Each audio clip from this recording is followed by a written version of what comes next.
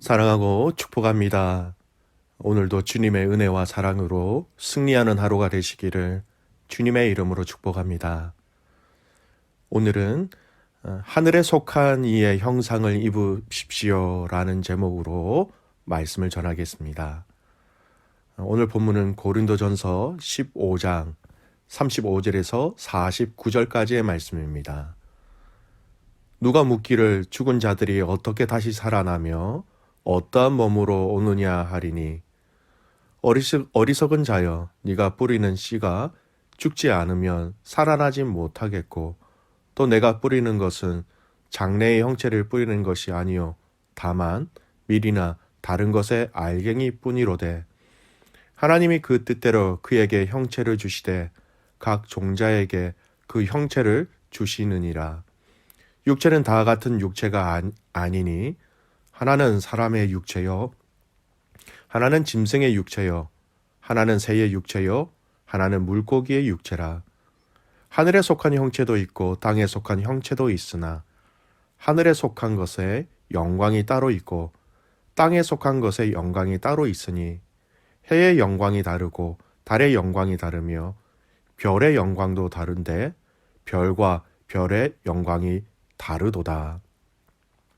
죽은 자의 부활도 그와 같으니 썩을 것으로 심고 썩지 아니할 것으로 다시 살아나며 욕된 것으로 심고 영광스러운 것으로 다시 살아나며 약한 것으로 심고 강한 것으로 다시 살아나며 육의 몸으로 심고 신령한 몸으로 다시 살아나나니 육의 몸이 있은즉 또 영의 몸도 있느니라. 기록된 바 첫사람 아담은 생령이 되었다 함과 같이 마지막 아담은 살려주는 영이 되었나니 그러나 먼저는 신령한 사람이 아니요 육의 사람이요 그 다음에 신령한 사람이니라. 첫사람은 땅에서 났으니 흙에 속한 자이거니와 둘째 사람은 하늘에서 나셨느니라. 무릇 흙에 속한 자들은 저 흙에 속한 자와 같고 무릇 하늘에 속한 자들은 저 하늘에 속한 이와 같으니 우리가 흙에 속한 자의 형상을 입은 것 같이 또한 하늘에 속한 이의 형상을 입으리라. 아멘.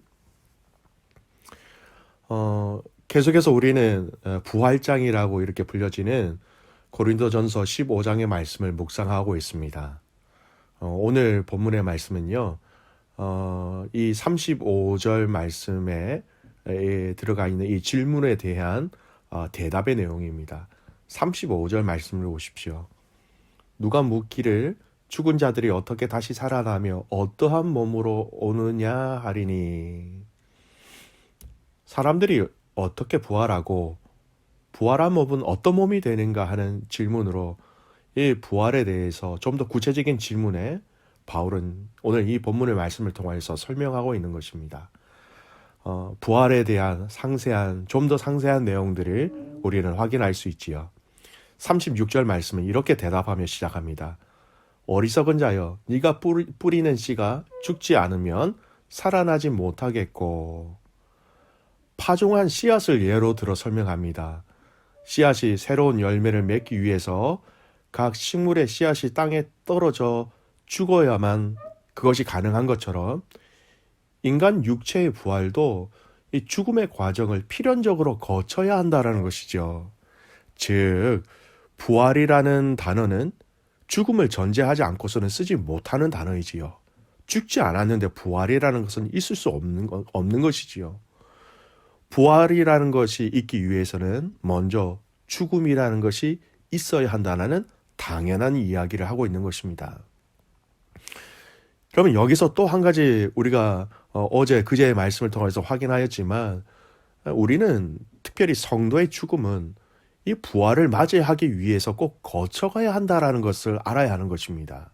그래서 우리는 성도는 세상과 다른 죽음의 이해와 반응이 따르게 된다라는 것이죠. 계속해서 오늘 말씀을 보겠습니다. 신기온 씨앗이 이제 새로운 형태의 식물을 만들어내지요.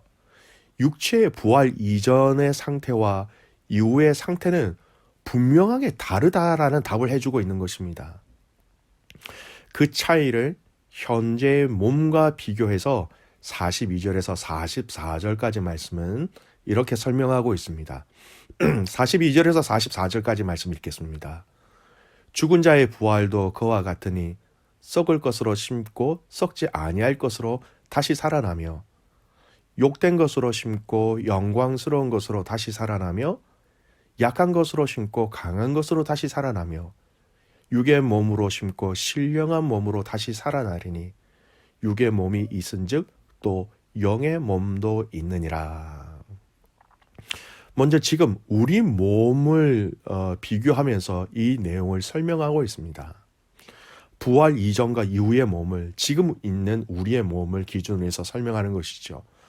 먼저 지금 우리가 가지고 있는 이 육신의 몸의 특성을 먼저 얘기합니다. 썩는 몸이다라고 얘기하고 있지요.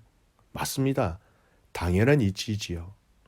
그리고 욕되고 약한 것이다 이렇게 얘기합니다. 그럼 여기서 욕된 것 또 약한 것이라는 이 표현은요, 죄로 말미암은 인간의 타락을 이렇게 육체의 표현으로 이야기한 것입니다. 그러니까 본질적으로 타락한 인간, 죄 지은 인간이 몸에 가지고 있는 것이 무엇입니까? 질병이나 고난, 그로 인한 환난이죠. 이것에 빠질 수밖에 없고 선한 것을 행할 수 없는 인간의 나약한 모습을 오늘 이 말씀으로 얘기하고 있는 것입니다. 욕되다라는 것은요, 여러분 어두운 땅에 묻히게 되는 것이기 때문에 여러분 영광스럽지 못한다라는 것이죠. 그리고 약하다라고 얘기하고 있습니다. 그렇습니다. 여러분, 우리는 이 땅에서 육체를 가지고 있는 동안에는 질병과 고통 가운데 우리는 완전히 자유할 수 없지요. 그러나 오늘 이 말씀은 부활 이후에 우리가 가지게 될 몸에 대해서 본문은 무엇이라고 설명하고 있습니까? 42절에서 44절까지 말씀 보면 썩지 아니할 것으로, 영광스러운 것으로, 강한 것으로, 신령한 몸으로 다시 살아나게 될 것이다 이렇게 얘기합니다.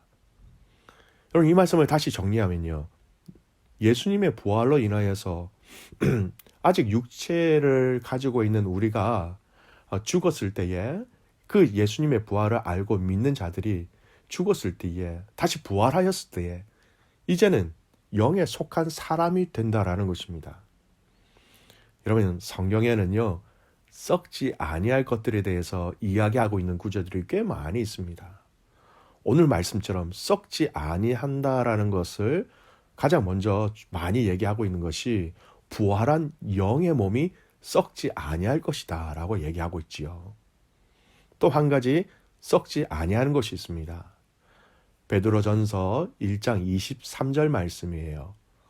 너희가 거듭난 것은 썩어질 씨로 된 것이 아니요 썩지 아니할 씨로 된 것이니 살아있고 항상 있는 하나님의 말씀으로 되었느니라. 썩지 아니하는 것, 하나님의 말씀을 이야기할 때 썩지 아니한다라고 얘기하고 있습니다. 또 한 가지 썩지 아니한다라는 것으로 설명하고 있는 대상이 있지요. 디모데전서 1장 17절 말씀이에요.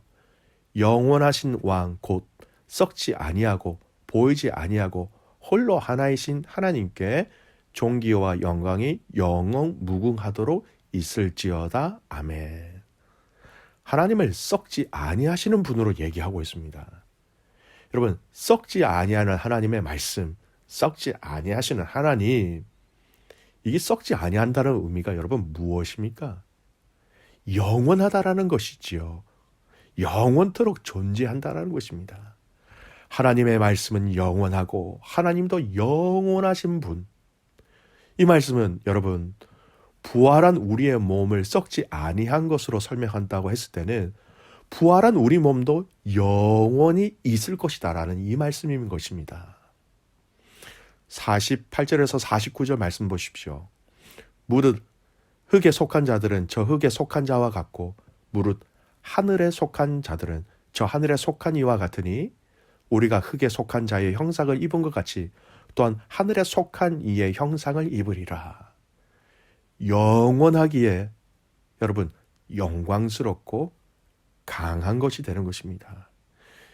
영원하다는 것 그 자체가 여러분 얼마나 영광스러운 의미입니까? 영원하다는 것은 여러분 없어지지 않기 때문에 약해서 닳아지거나 무너지지 않기에 강하다고 얘기할 수 있는 것이죠. 오늘 이 부활의 몸에 대해서 이야기하고 있는 썩지 아니할 것, 영광스러운 것, 강한 것, 이렇게 부활의 그 몸에 대해서 이렇게 설명하고 있는 것입니다. 사실은 자세히 성경을 보면요, 이 의미가 다 하나님을 설명하고 인정할 때 덧붙이는 수식어지요. 영원하신 하나님, 그 하나님의 나라가 영원하고 그의 위엄이 영원하신 것, 전능하신 하나님, 영광스러운 하나님하고 똑같은 수식어가 되는 것입니다. 그래서 여러분 시편 107편 1편 말씀은 이렇게 얘기합니다. 여호와께 감사하라. 그는 선하시며 인자하심이 영원함이로다. 하나님의 선하심과 하나님의 인자하심이 영원하다라는 것입니다. 시편 117편 2절 말씀.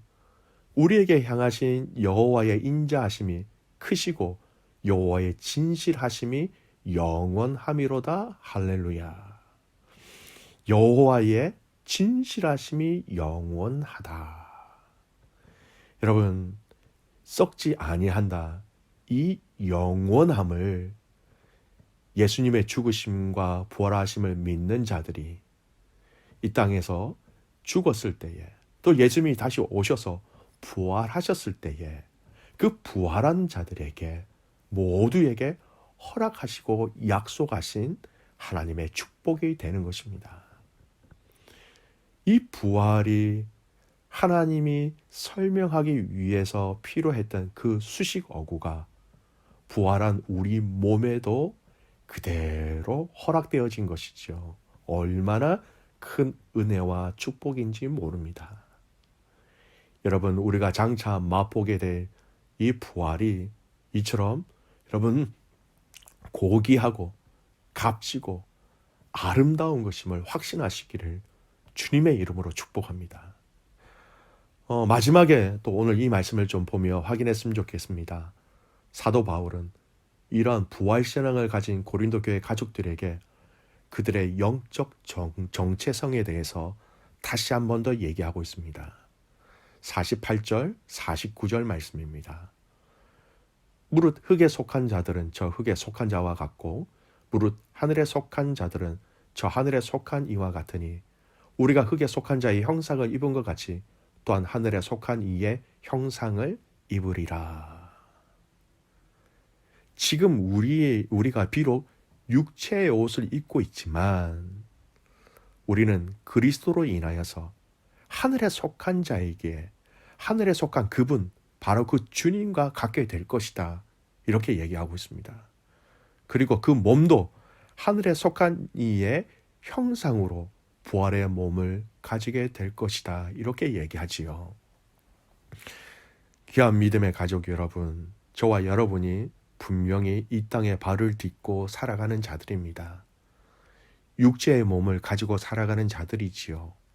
하지만 여러분, 우리에게 이 부활하신 그 주님을 믿는 믿음을 허락하여 주셨기 때문에 여러분, 우리가 죽고 난 이후에 다시 예수님께서 우리를 다시 부활시켜 주실 때에 여러분, 이런 하늘에 속한 세상이 상상할 수 없는, 세상이 줄 수 없는 하늘의 것으로 입혀지는 형상으로 우리가 세워진다라는 것을 기억하시기 바랍니다.